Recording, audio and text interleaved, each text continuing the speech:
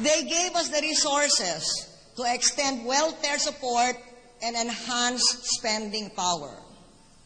For helping me raise government salaries through Joint Resolution Number 4, thank you, Congress.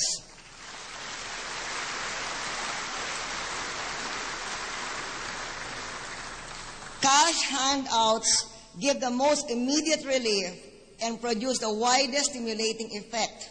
Nakikinabang ang 700,000 na pinakamahihirap na pamilya sa programang Pantawid Pamilya.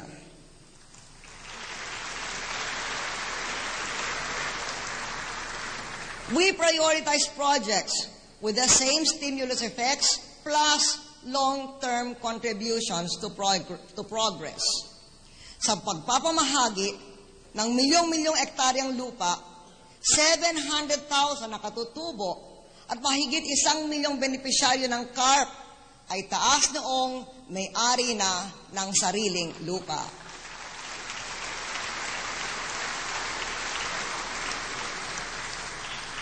Hinihiling ko sa Kongreso na ipasa agad ang pagpapalawig ng CARP.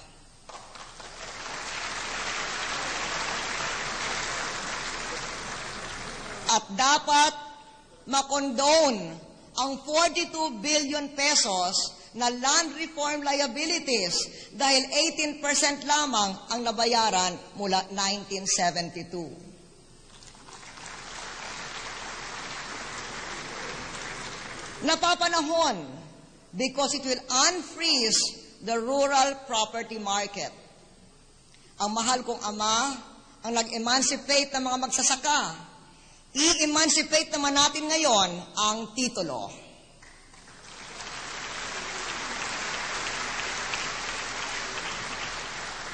Nakinabang ang 7 milyong entrepreneur sa 165 billion pesos in microfinance loans.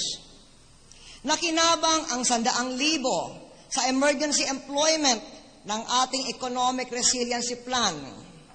Kasama natin ngayon ang isa sa kanila, si Gigi Gabiola.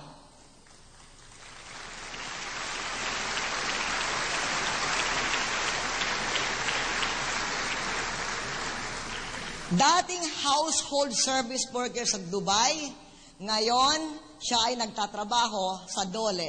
Good luck, Gigi.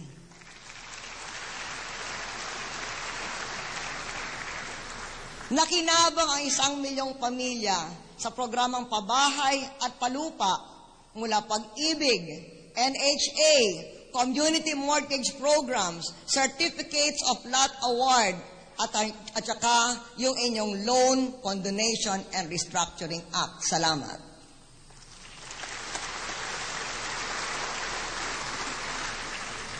Our average inflation is the lowest since 1966.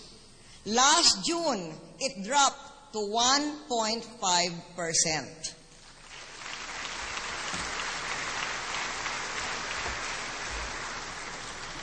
Paano? Proper policies lowered interest rates, which lowered costs to business and consumers.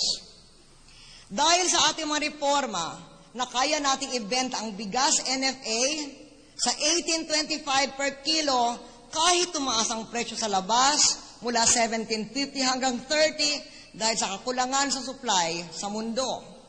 Habang sa unang pagkakataon, naitaas ang pamimili ng palay sa mga magsasaka, 17 pesos mula 11 pesos.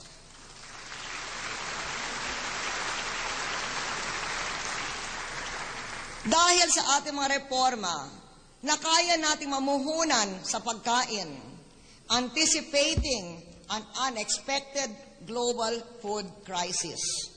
Nakagawa tayo ng libu-libong kilometro ng farm-to-market roads at kasama ng pribadong sektor natubigan ang 2 milyong ektarya.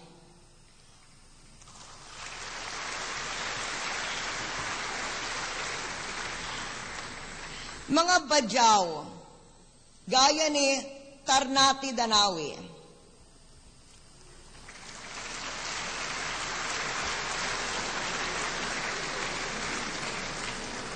ay tinuruan ng modernong mariculture. Umabot na sa 180,000 pesos ang kinita niya mula nung nakaraang taon. Congratulations, Tarnati.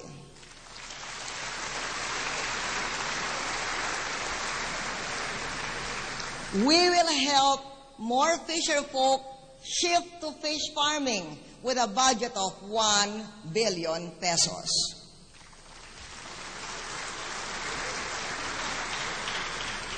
Dahil dumarami na naman daw ang pamilyang nagugutom, mamumuhunan tayo ng panibago sa ating hunger mitigation program na sa nakaraan ay napatunayang mabisa. Tulungan niyo ako dito, Kongreso.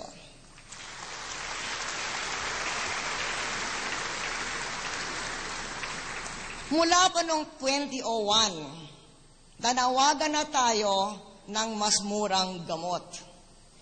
Nagbebenta na tayo ng gamot na kalahating presyo sa libo-libong botika ng bayan at botika ng barangay sa maraming dako ng bansa. Our efforts prodded the pharmaceutical companies to come up with low-cost generics and brands like RightMed. I supported the tough version of the House of the cheaper medicine law.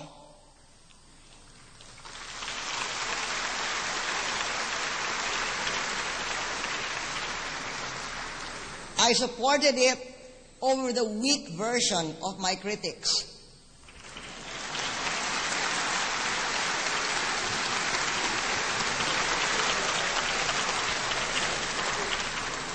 The result, the drug companies volunteered to bring down drug prices, slashing by half the prices of 16 drugs. Thank you, Congressman Kua, Alvarez, Biron, Locsin.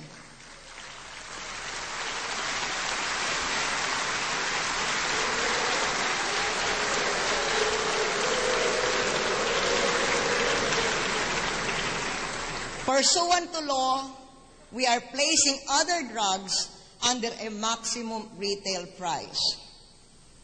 To those who want to be president, this advice: if you really want something done, just do it. Do it hard. Do it well. Don't pussyfoot. Don't pander. And don't say bad words in public.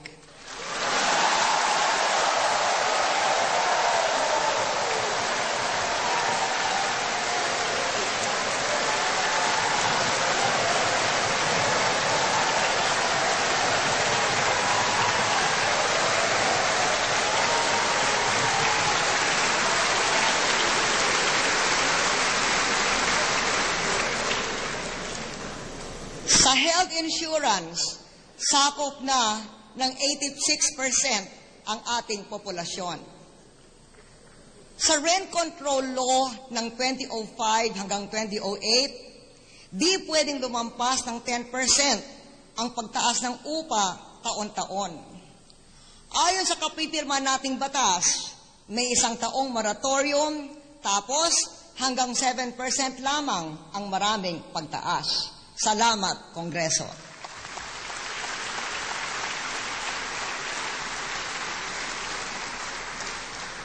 Noong 1 taon, nabiyayaan ng tig 500 pesos ang mahigit 7 milyong tahanan bilang pantawid kuryente sa mga small electricity users.